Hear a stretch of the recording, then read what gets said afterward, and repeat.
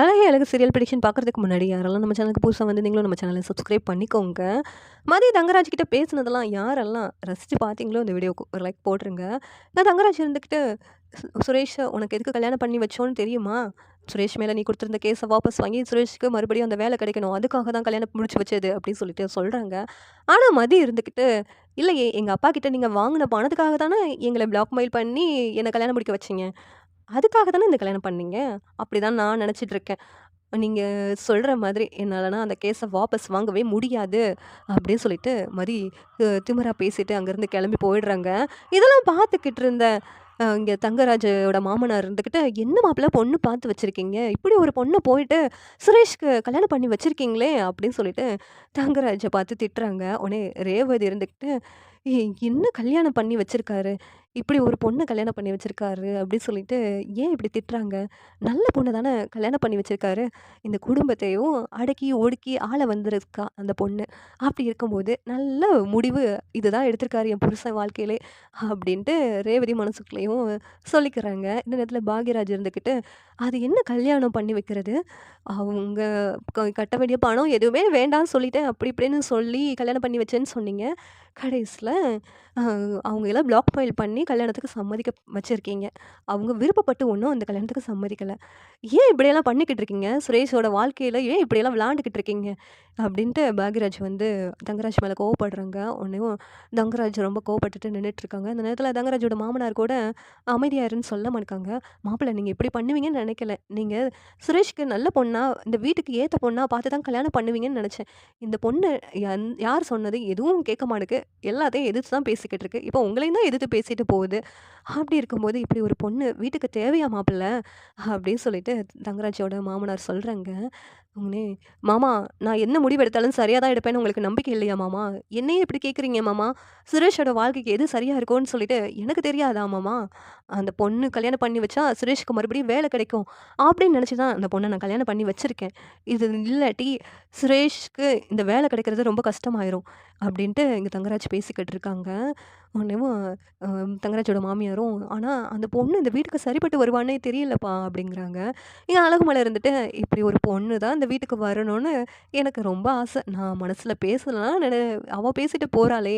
அதெல்லாம் பார்க்கும்போது எனக்கு மனசுக்கு அவ்வளவு சந்தோஷமா இருக்கு." அப்படின்னு மலர் சந்தோஷப்பட்டுட்டு இருக்காங்க. இங்க அழகுமதி இந்த வீட்டுக்கு வந்தது நல்லது தான் அப்படின்னு சொல்லிட்டு, சுரேஷ் வேகமா கோவத்தோட இங்க மதிக்கிட்ட போயிட்டு, "ஏய், என்னடி நெனச்சிட்டு இருக்க? உன்ன எனக்கு துப்பரா பிடிக்கவே பிடிக்காது. அப்படி இருந்தும் உன்ன எதுக்காக கல்யாணம் பண்ணேன்? ம். உன்ன கல்யாணம் பண்ணா, நீ அந்த கேஸ வாபஸ் வாங்கிருவ. மறுபடியும் எனக்கு வேலை கிடைக்கும்னு சொல்லி தான் உன்னைய கல்யாணம் பண்ணேன்." அப்படின்னு சொல்றாங்க. இங்க பாருங்க, நீங்க போலீஸ் தான? போலீஸ் எப்படி ஆனீங்க? இப்ப நான் கேஸ் குடுத்து அத வாபஸ் வாங்குனேன்னா, அப்பனா அந்த வீடியோலாம் நீ தான் கிரியேட் பண்ணியான்னு என்ன கேட்க மாட்டாங்களா? உங்க மேல எந்த தப்பும் இல்லன்னு சொல்லிட்டு நான் வாபஸ் வாங்குனேன்னா? உங்களுக்கு புரியுதா? புரியலையா? உங்களுக்கு அறிவு இருக்குதா? அப்படின்னு மதி கேட்குறாங்க.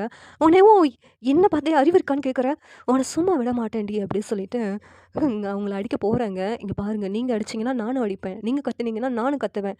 அப்படின்னு சொல்லிட்டு இங்க மதி சொல்லிக்கிட்டு இருக்காங்க. உடனே தங்கராஜோட மாமனார் இருந்துகிட்டு வந்த 2ஆம் நாளே சண்டை போட்டாங்க 2 பேரும். சுரேஷ் குடிச்சிட்டு வந்தான். 2 பேரும் எப்படி சேர்ந்து வாழ்வாங்கன்னு எனக்கு தெரியல மாப்பிள. அப்படி ஒரு பொண்ண எதுக்கு கல்யாணம் பண்ணி வச்சீங்க? அப்படின்னு சொல்லிட்டு இங்க மாமனார் கேள்வி கேட்குறாங்க. உடனே தங்கராஜ் இருந்துகிட்டு, அவ கண்டிப்பா கேஸ வாபஸ் வாங்குவா மாமா. நான் வாங்க வைப்பேன். சுரேஷ்க்கு கண்டிப்பா வேலை கிடைக்கும். நீங்க எதுக்கும் வருத்தப்படாதீங்க." அப்படி சொல்லிட்டு அங்கேருந்து கிளம்பி போறாங்க. உடனே தங்கராஜ் எதிர்த்து எங்க வீட்ல மொத பேசியிருக்காங்க அப்படின்ட்டு ரேவதிக்கு ரொம்ப சந்தோஷமா இருக்குது. இங்க தங்கராஜ் நேரா அழகுமதியோட வீட்டுக்கு போறாங்க. அங்க போயிட்டு அழகுமதியோட அம்மா கிட்ட, "இங்க பாருங்க, உங்க பொண்ண எதுக்காக எங்க மச்சானுக்கு கல்யாணம் பண்ணி வச்சேன்னு நெனச்சிட்டு இருக்கீங்க? ம். ஏன் வேற ஊர்ல பொண்ணே கிடைக்கலன்னு சொல்லிட்டு கல்யாணம் பண்ணி வச்சேன்னு நெனச்சீங்களா? உங்க பொண்ணு என் மச்சான் மேல குடுத்த கேஸ வாபஸ் வாங்க மாட்டேன்னு சொன்னா. அப்படி கல்யாணம் பண்ணி வச்சா, அவ கேஸ வாபஸ் வாங்குவா. என் மச்சானுக்கும் சீக்கிரமா வேலை கிடைக்கும்." அப்படின்னு சொல்லி தான் செஞ்சேன். ஆனா, உங்க பொண்ணு அவ்வளோ திமிரா பேசிக்கிட்டு இருக்கா. நான் சொன்னத கேட்காம, நீங்கள் உங்க பொண்ணுகிட்ட பேசணும். உன் மாப்பிள்ளைக்கு வேலை கிடைக்கணும்னா, நீ கண்டிப்பா அந்த கேஸ வாபஸ் வாங்கணும்னு சொல்லிட்டு உங்க பொண்ணுகிட்ட சொல்லுங்க. அப்பதான் அவ வாபஸ் வாங்குவா. இல்லன்னா, நான் வேற மாதிரி பண்ண வேண்டியது இருக்கும். உங்ககிட்ட சொன்னேனே, அந்த பணத்த நீங்க குடுக்க வேண்டாம்னு சொல்லிட்டு, இந்த வீட்டுக்கு வாங்குன லோன, அதெல்லாம் நான் திருப்பி கேட்க வேண்டியது இருக்கும். உங்களோட முடிவு தான் இதுல ஃபைனல்." அப்படின்னு சொல்லிட்டு தங்கராஜ் சொல்றாங்க. உடனேவும், "அப்படியா சொன்னா? அவள்கிட்ட நான் பேசுறேன் தம்பி. அவகிட்ட பேசி எப்படியாவது மாப்பிள மேல குடுத்த கேஸ வாபஸ் வாங்க சொல்றேன் தம்பி." அப்படின்னு சொல்லிட்டு இங்க தங்கராஜ் சொல்றாங்க.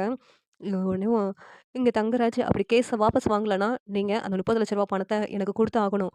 அப்படி சொல்லிட்டு தங்கராஜ் சொன்னதும், "அ இல்ல தம்பி, இந்த கேஸ வாபஸ் வாங்க சொன்னா கேட்பா. கண்டிப்பா வாபஸ் வாங்குவா." அப்படி சொல்லிட்டு சொல்றாங்க. உடனேவும் இப்போ மாப்பிள்ளைக்கு வேலை வேணும்ல. கண்டிப்பா வாபஸ் வாங்கிடுவா. நான் சொல்றேன் அப்படின்ட்டு சொல்றாங்க. இந்நேரத்தில தங்கராஜ் சுரேஷ் கிட்ட போயிட்டு, "சுரேஷ், நானு அவங்க அம்மாகிட்டயே பேசிட்டேன். அழகுமதியோட அம்மாகிட்ட. அவங்க வந்து அழகுமதி கிட்ட சொல்லி எப்படியாவது இந்த கேஸ வாபஸ் வாங்க சொல்லுவாங்க.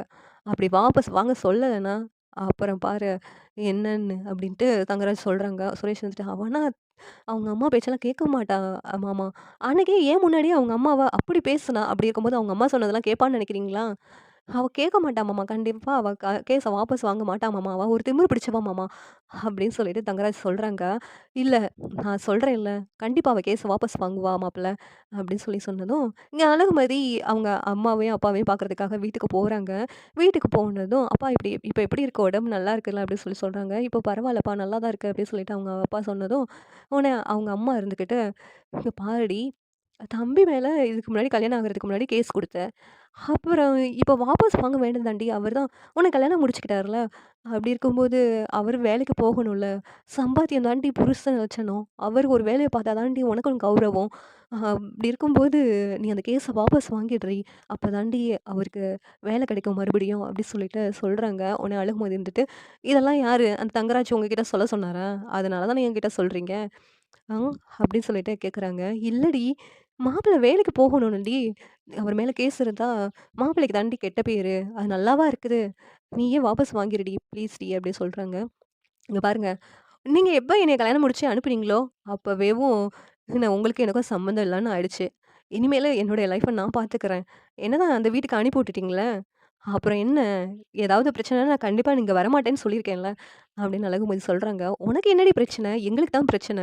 இப்ப நீ அந்த கேஸ வாபஸ் வாங்கலன்னு வச்சுக்கோ, மறுபடியும் இந்த லோன கட்ட சொல்லி அவரு எங்களுக்கு டார்ச்சர் குடுப்பாரு. அப்பாவுக்கு வேற உடம்பு சரியில்ல. நாங்க எப்புட்ரி அந்த லோன இனிமேல் அடைக்க முடியும்? உடனே பணம் கேட்பாங்க. நான் எங்க போக? வீட விட்டு தெருவுல தான் போய் நிக்கணும். ஒரு பொண்ண வச்சுக்கிட்டு." அப்படின்னு சொல்லிட்டு இங்க சொன்னதும், "அதுக்காக ஏற்கனவே என்னுடைய லைஃப்ப அடமானம் வச்சுட்டேன். மறுபடியும் என்ன சொல்றீங்கம்மா நீங்க? என்னால முடியாது." அப்படின்னு சொல்லிட்டு இங்க அழகுமதி சொல்றாங்க. "அது எப்படிம்மா? ஒரு நடந்த விஷயத்த நடக்கவே இல்ல அப்படின்னு சொல்லிட்டு, நான் எப்படிம்மா அந்த ஆஃபீஸ்ல போயிட்டு கம்ப்ளைண்ட் குடுத்தத வாபஸ் வாங்க முடியும்? அது நடக்கவே இல்லன்னு சொல்றது, நான் என்னுடைய ஸ்டூடண்ட்க்கு பண்ற துரோகம் இல்லையா?" பாவம் அவங்க அந்த பையன எப்படி போட்டு அடிச்சிருக்காங்க. மனுஷன்னு நெனச்சு அடிச்சாங்களா? அதெல்லாம் கொஞ்சம் காட்டு மிராண்டித்தனமா இல்ல? இப்பயும் அதே வேலைய தான் பண்ணிக்கிட்டு இருக்காங்க. அதுக்காக என் வாழ்க்கைய நான் அடமானம் வச்சிருக்கேன். இனிமேலும் என்னால பொறுத்து போக முடியாதும்மா. நீ சொல்றதெல்லாம் கேட்டுட்டு நான் பண்றதெல்லாம் போதும்மா. இனிமேலு என்னுடைய வாழ்க்கையில நீ தலையிடாத." அப்படி சொல்லிட்டு மதி சொன்னதும், "என்னடி இப்படியெல்லாம் பேசிக்கிட்டு இருக்க? மாப்பிள்ளை வேலைக்கு போக வேண்டாமா?" அப்படிங்கிறாங்க. "அவர் வேலைக்கு போறது எனக்கு முக்கியம் கிடையாதும்மா." அப்படின்னு சொல்லிட்டு மதி வந்து, "நீ சொல்றதெல்லாம் கேட்க முடியாது." அப்படின்னு கிளம்பிடுறாங்க. உடனேவும் இங்க அழகுமதியோட அம்மா அழுதுகிட்டு இருக்காங்க. "இவ என்ன இப்படி இருக்கா?" அப்படி சொல்லிட்டு, "அடுத்து என்ன பண்ணன்னு எனக்கு ஒண்ணும் புரியலையே! இவன் ஏன் இப்படி இருக்கானே தெரியலையே!" அப்படின்னு அழுதுகிட்டு இருக்காங்க. இந்த சீரியல் எப்படி இருந்தா நல்லாயிருக்கும்னு நீங்க நினைக்கிறீங்கன்னு கமெண்ட் பண்ணுங்க. இந்த வீடியோ பிடிச்சிருந்தா லைக் பண்ணுங்க, ஷேர் பண்ணுங்க, சப்ஸ்கிரைப் பண்ணுங்க. Thank you.